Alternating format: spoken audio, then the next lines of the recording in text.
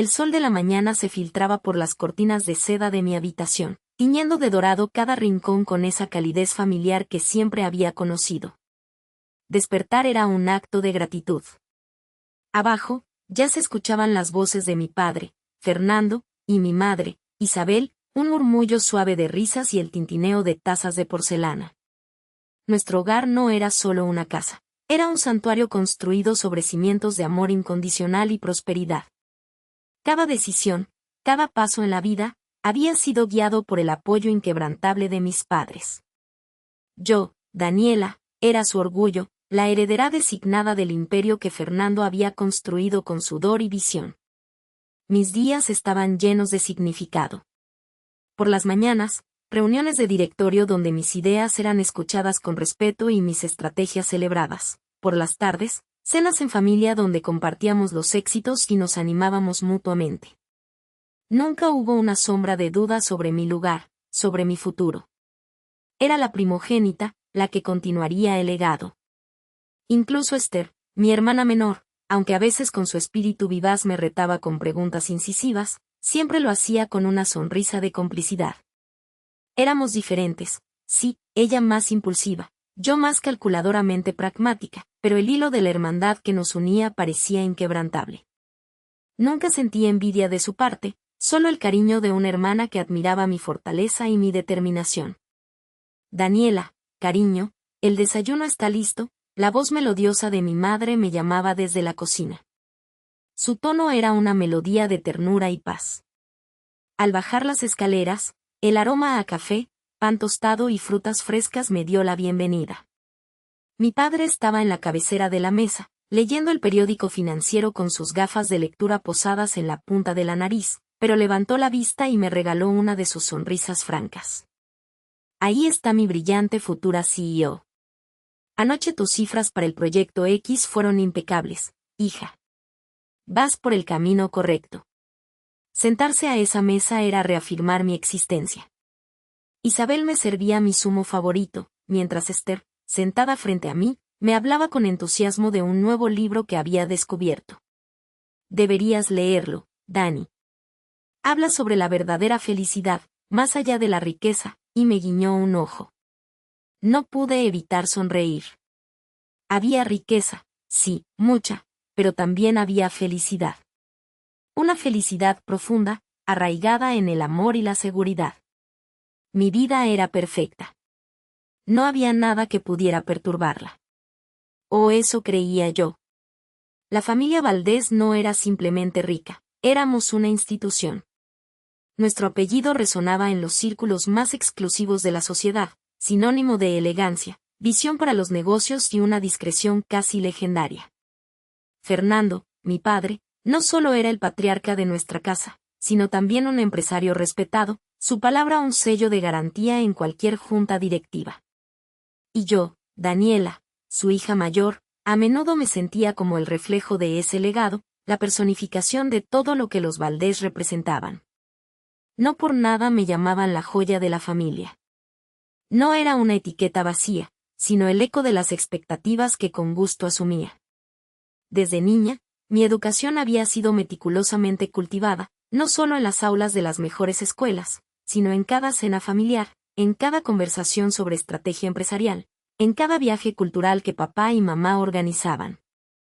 Aprendí a moverme en ese mundo con una gracia inherente, a ser observadora, atenta a los matices, siempre con una postura impecable y una sonrisa que revelaba justo lo necesario.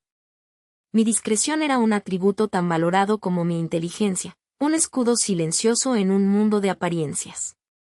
Fernando era más que mi padre, era mi mentor, mi confidente, mi más grande admirador. Sus ojos, los mismos que veían oportunidades donde otros solo encontraban obstáculos, me miraban con un orgullo que me llenaba el alma. Sus consejos eran brújulas infalibles en un universo de decisiones complejas, y su fe en mí era el motor que me impulsaba a superar cualquier desafío. Eres mi Dani, decía, con esa familiaridad que solo él podía permitirse, naciste para esto. Para continuar, para construir, para brillar aún más. Eres mi heredera, mi visión materializada. Cada tarde, Después de mis clases o de mis prácticas en alguna de las empresas de la familia, me sentaba en su despacho, observándolo trabajar, escuchando sus llamadas, sus ideas, sus sueños. Él me enseñaba no solo cómo se manejaba un imperio, sino cómo se vivía una vida plena, con propósito y honor. La idea de traicionarle, siquiera en un pensamiento fugaz, era impensable. Él era mi héroe y yo, orgullosa, su más dedicada aprendiz. Mi vida, vista desde cualquier ángulo, era la definición misma de la perfección. Tenía el amor incondicional de mis padres, la camaradería de Esther, la posición social, la inteligencia, el futuro asegurado. Era la hija modelo, la heredera predestinada, envuelta en una burbuja de seguridad y afecto. ¿Qué podía salir mal? Absolutamente nada. O eso, en mi inocencia, aún creía yo. La burbuja de perfección no se rompió de golpe, sino que comenzó a fisurarse con una lentitud casi imperceptible, como una telaraña que se extiende sigilosamente. Al principio, atribuí las señales a la envidia habitual en cualquier familia extendida. En las reuniones, mientras Fernando me explicaba con orgullo los detalles de una nueva adquisición o me pedía mi opinión sobre una estrategia de mercado, las miradas. Ah, esas miradas. Mi primo Marcos, siempre tan calculador, tan obsesionado con escalar, me repasaba con unos ojos que destilaban una mezcla de admiración forzada y resentimiento. Daniela, tan ocupada con los números, no te cansas de esa vida tan estructurada, solía soltar, con una sonrisa que no le llegaba a los ojos. Sofía, mi prima, que vivía en un universo de marcas de lujo y eventos benéficos, era más directa. Mi padre dice que la verdadera ambición no se mide solo en cifras. Hay otras formas de poder, ¿verdad, Dani?, insinuaba, como si mi incursión en el imperio fuera una excentricidad. Yo, empapada en la confianza que Fernando había sembrado en mí, simplemente las ignoraba. Celos, pensaba. Pura envidia de la buena. No podían entender mi pasión, la responsabilidad que con gusto asumía. Esther, mi hermana, siempre a mi lado en esas situaciones, me ofrecía con una mirada cómplice un apoyo silencioso. Éramos un equipo, o al menos eso creía. Pero había otra corriente, más sutil, más insidiosa. La de mi madre, Isabel. Ella, la columna vertebral de nuestra vida familiar, empezó a mostrar una leve, casi indiscernible, frialdad hacia mi incursión en los asuntos de Fernando.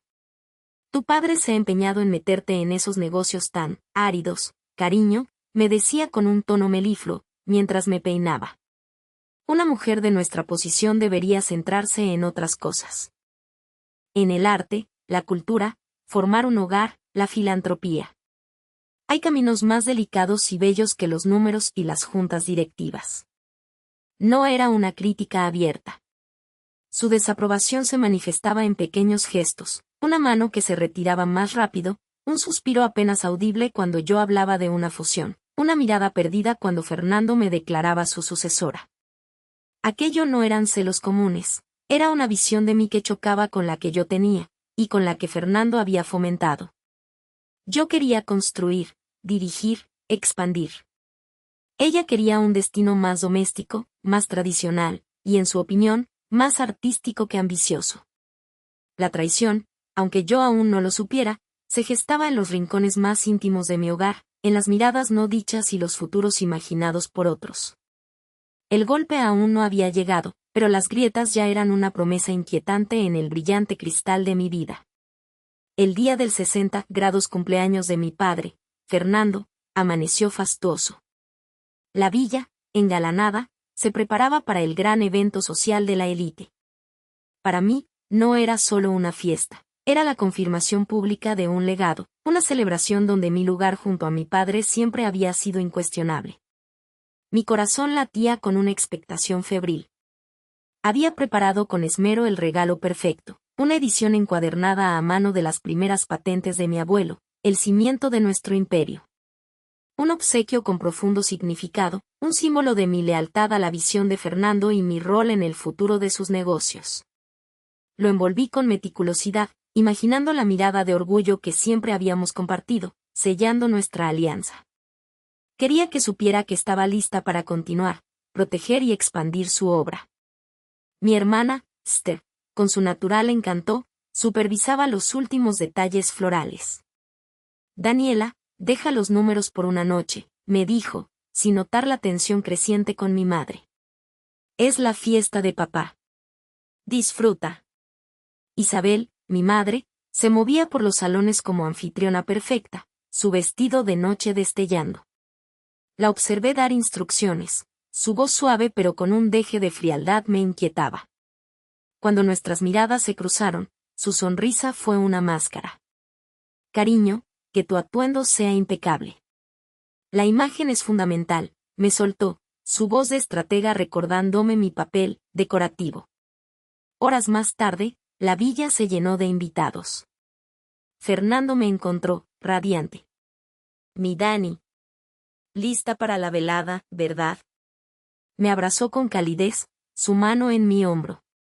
Le entregué el regalo. Sus ojos brillaron al reconocer el volumen. Las patentes del abuelo.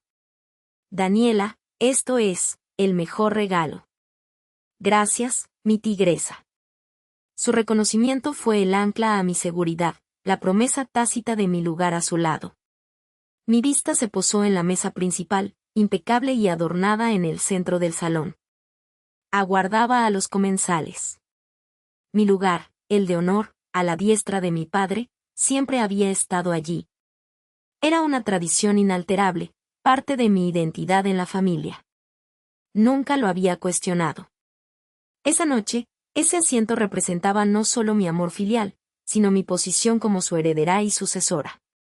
Cada fibra anticipaba ese momento. Los invitados comenzaron a tomar sus asientos, la música llenó el aire, y yo me sentí en la cúspide, ajena a la gélida sorpresa inminente. La energía de la sala bullía.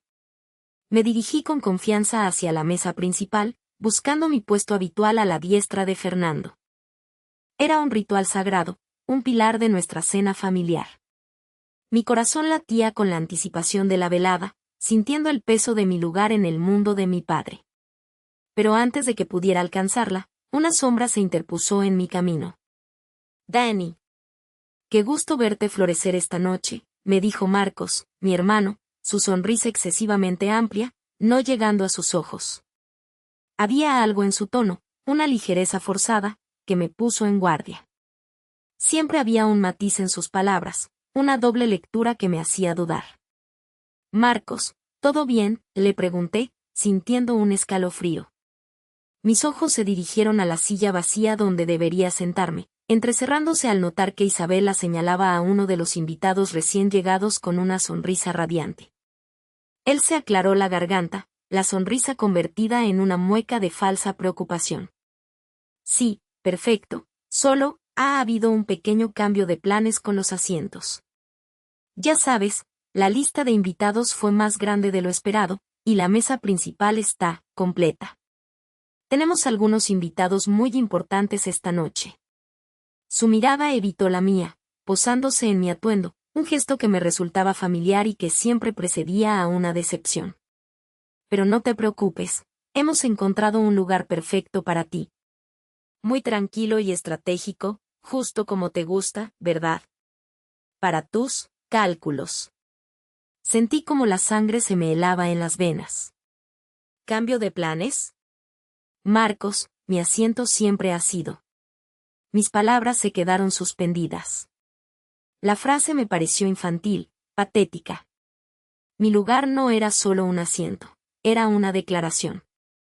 Marcos extendió su brazo, señalando con un movimiento grandilocuente hacia la periferia del salón, casi escondida detrás de una enorme maceta de ficus de hojas lustrosas, una pequeña mesa auxiliar, apenas lo suficientemente grande para una persona.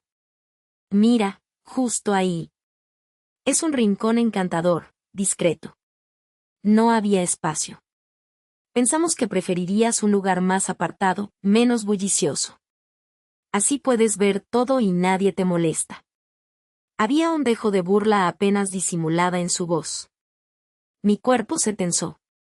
El eco de sus palabras, no había espacio, un rincón tranquilo, resonaba con la humillación.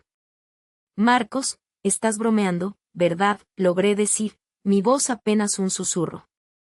La idea de estar sentada detrás de una planta, como un mueble olvidado, era un golpe que me dejaba sin aliento. Mis ojos buscaron a Fernando, a Isabel. Mi padre estaba riendo a carcajadas con un grupo de hombres de negocios. Su mirada nunca se dirigía a mí. Isabel, como siempre, orquestaba la cena, su atención fijada en los invitados importantes, ajena, o quizás intencionadamente ignorante, de mi creciente humillación. Ni una mirada, ni un gesto. Como si nunca hubiera estado allí.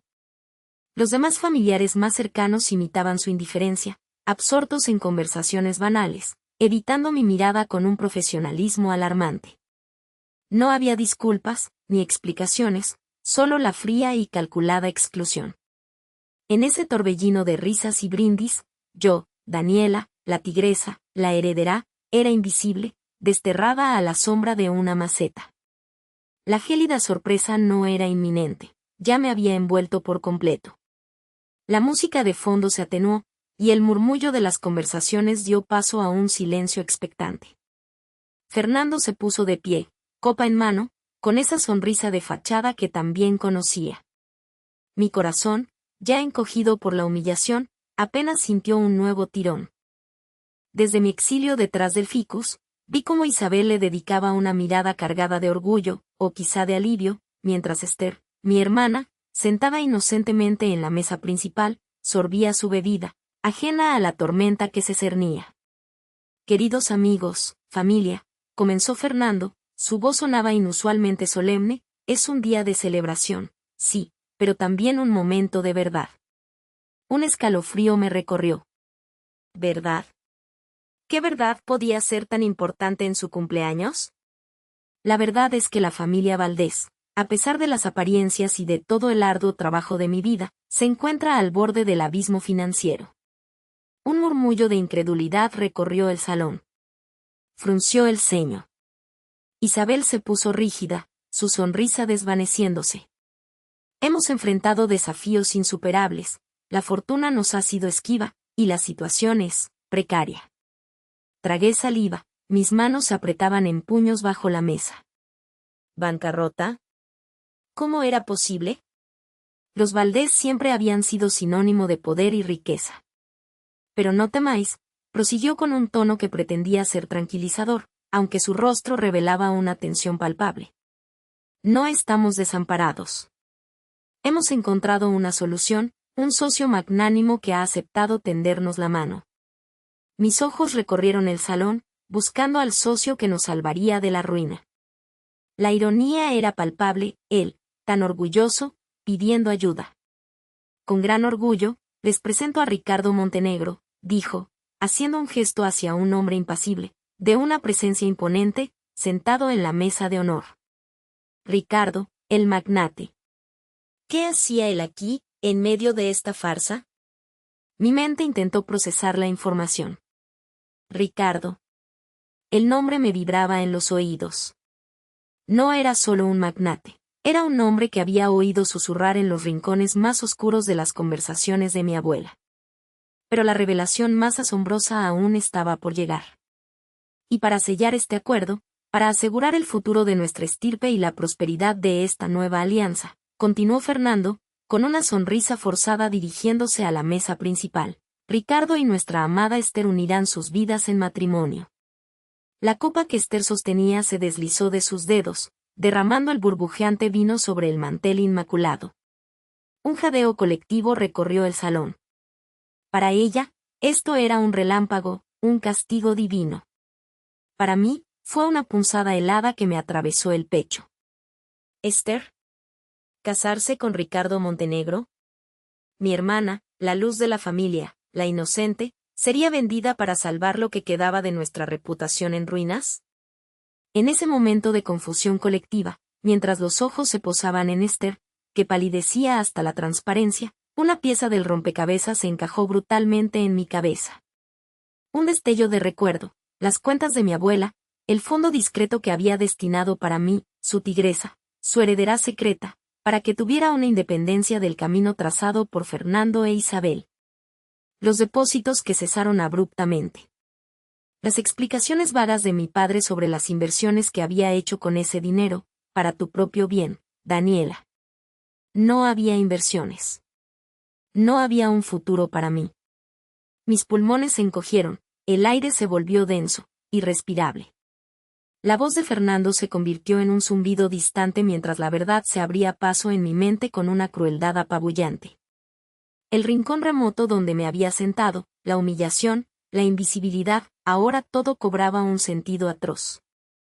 No solo habían intentado borrarme de la celebración, me habían borrado de mi propio destino. Me habían despojado de mi herencia, de mi futuro, entregándolo a un agujero negro sin fondo. Yo, Daniela, la tigresa, no solo estaba desterrada a la sombra de una maceta, estaba en la miseria, sin un centavo, despojada de todo lo que creía mío. La gélida sorpresa no era inminente, ya me había envuelto por completo. La humillación se transformó en una bilis ácida que quemaba mi garganta. Mi visión se nubló, no por lágrimas, sino por una furia fría y calculadora que comenzaba a gestarse en lo más profundo de mi ser. El descenso al abismo había terminado, y en su fondo, solo quedaba la promesa de la venganza. La bilis ácida se extendía por mis entrañas, una respuesta visceral a la verdad que se había revelado. Con los pies pesados, como si cada paso arrastrara cadenas invisibles, me dirigí hacia la mesa principal. Mis padres, Fernando e Isabel, reían, brindaban, ajenos, o quizás demasiado cómodos, con la farsa que habían construido. Esther, mi hermana, sentada a su lado, me lanzó una mirada fugaz y desinteresada antes de volver a su conversación con uno de los invitados más influyentes. No hubo preámbulo. La pregunta brotó de mí como lava, quemando mi garganta. Papá, ¿qué pasó con el dinero de la abuela? ¿Con las cuentas que dejó para mí? El murmullo de la conversación se detuvo, como si el universo entero contuviera el aliento.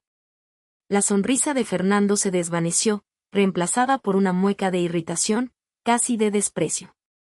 Daniela, ¿es este el momento? Es mi cumpleaños. No vamos a hablar de finanzas ahora. No, papá, mi voz era un hilo tenso, cada palabra un desafío. Vamos a hablar ahora. Porque la abuela confió en ti. Y yo no tengo nada. Isabel, hasta entonces con una expresión de distante elegancia, posó su copa con un tintineo cortante. Sus ojos, antes cálidos con el falso brillo de la anfitriona, ahora eran témpanos de hielo. Daniela, por el amor de Dios, compórtate. Estás causando un escándalo. ¿Un escándalo? Mi risa fue un sonido hueco. ¿Es un escándalo preguntar por mi futuro? ¿Por mi herencia? ¿Qué, al parecer, usaste no sé, para mantener esta pantomima? Mi mirada barrió la ostentosa sala, cada adorno, cada invitado, un recordatorio de lo que me habían quitado. Fernando se levantó, su rostro contraído por la furia contenida. Los invitados más cercanos se agazaparon, incómodos. Eres un egoísta. Después de todo lo que tu madre y yo hemos sacrificado por esta familia, por mantener este nivel de vida, ¿nos acusas de esto? No tienes ni idea de los sacrificios que uno hace, Daniela. Todo lo hicimos por el bien de la familia. Por ti misma, imbécil, para que tuvieras un techo y una educación. Su voz se elevó, resonando con una autoridad que antes me habría doblegado, pero ahora solo avivaba mi desprecio. Sacrificios, repliqué, las lágrimas de rabia contenidas, nublando mi visión. Me sentaron afuera, en mi propio hogar. Me negaron una silla, un lugar digno en la mesa de tu cumpleaños. ¿Y me hablas de sacrificios? Me despojaron de todo. De mi independencia. De mi futuro. Isabel se puso de pie, su porte gélido era una armadura infranqueable. Ya es suficiente, Daniela. Si vas a ser tan desagradecida y tan ingrata, lo mejor es que te marches. Su voz era un susurro helado, pero resonaba con una autoridad inquebrantable. Francamente, ya es hora de que te independices de verdad. Siempre has sido una carga, una idealista que no pisa tierra. Te dimos las bases, ahora búscate la vida. No necesitamos más dramas ridículos en esta casa. Las palabras de mi madre me golpearon con la fuerza de un puñetazo, dejándome sin aliento. Una carga. Esa frase se clavó en mi corazón, más dolorosa que cualquier agresión física. La devastación inicial que sentí al descubrir la verdad regresó, pero esta vez se mezcló con una oleada de desolación absoluta.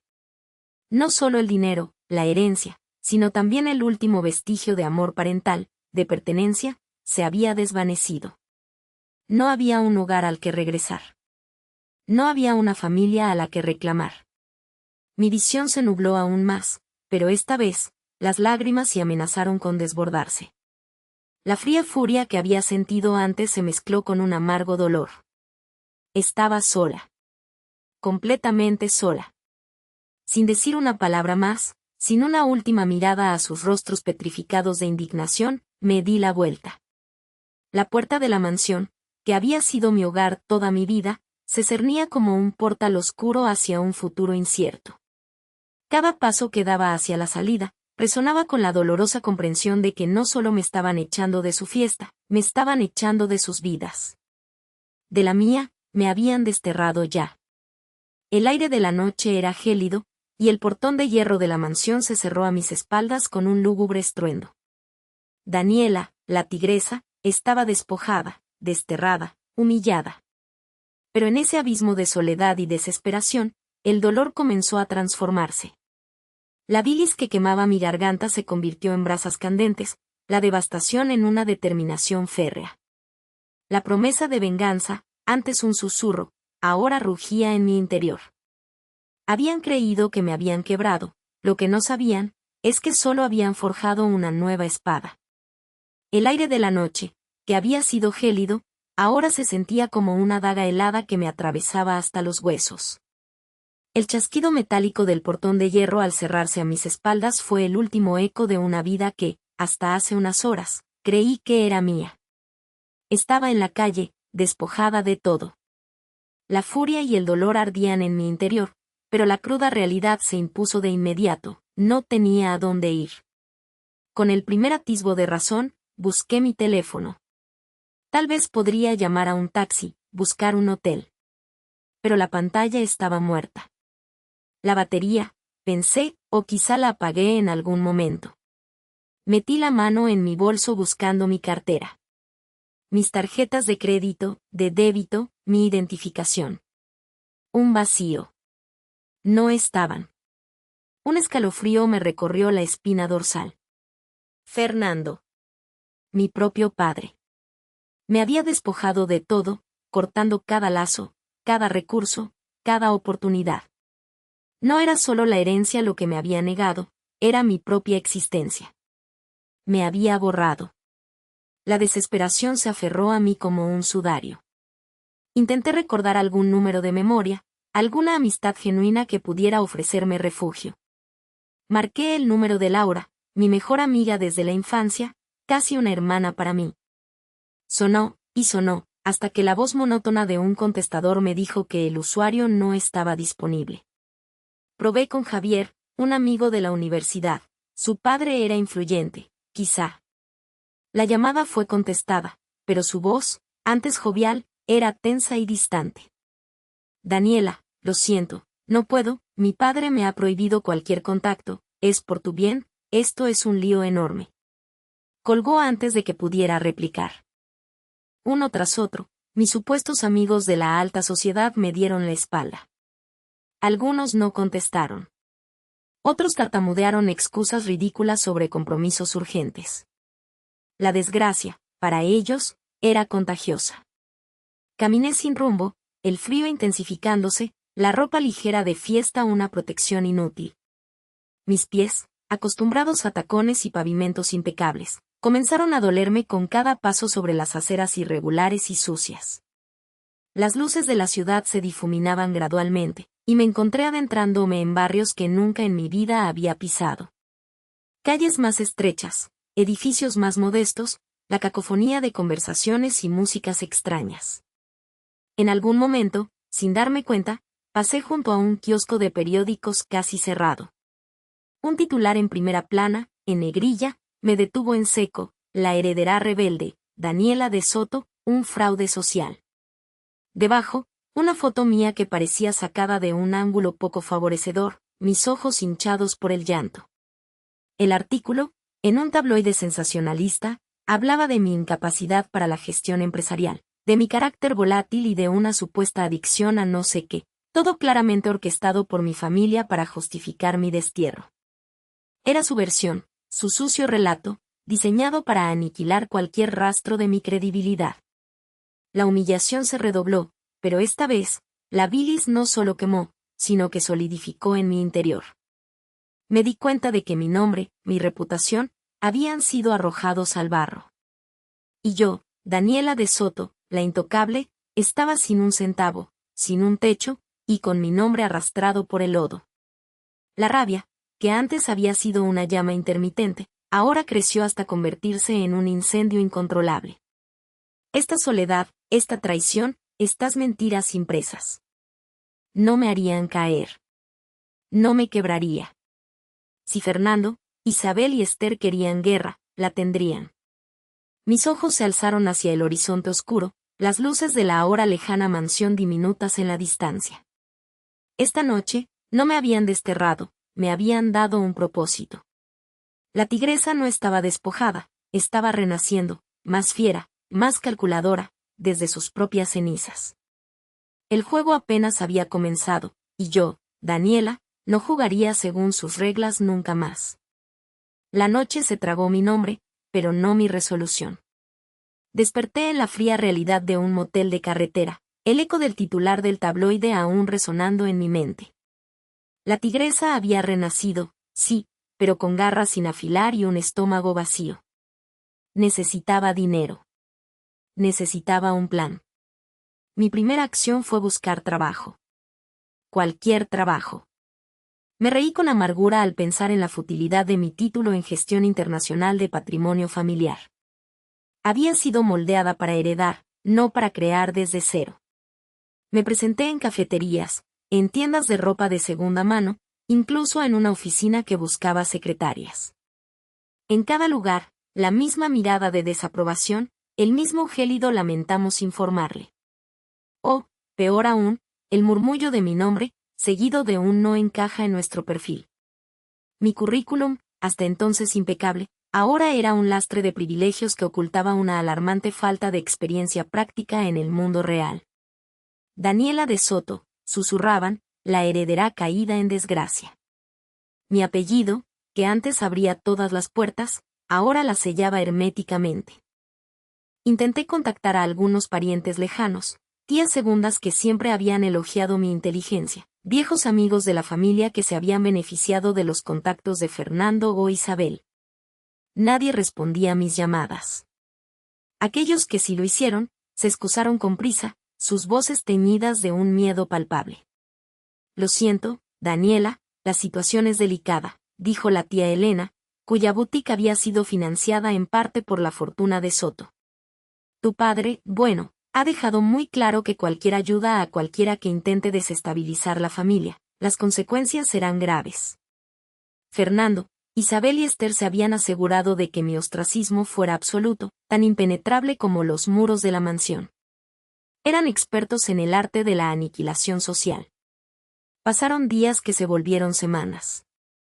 El poco dinero que tenía se esfumaba como humo. La rabia inicial se mezclaba ahora con la desesperación, un veneno lento que amenazaba con paralizar mi espíritu.